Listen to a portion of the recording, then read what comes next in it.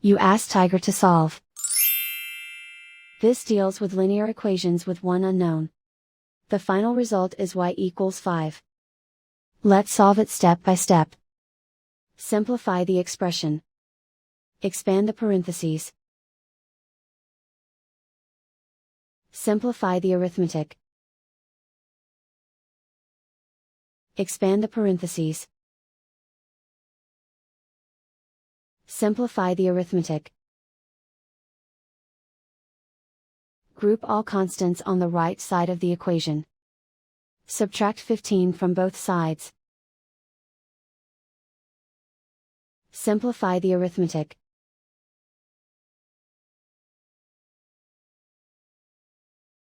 Isolate the y. Divide both sides by -3. Cancel out the negatives. Simplify the fraction. Cancel out the negatives. Find the greatest common factor of the numerator and denominator. Factor out and cancel the greatest common factor. And so the final result is y=5.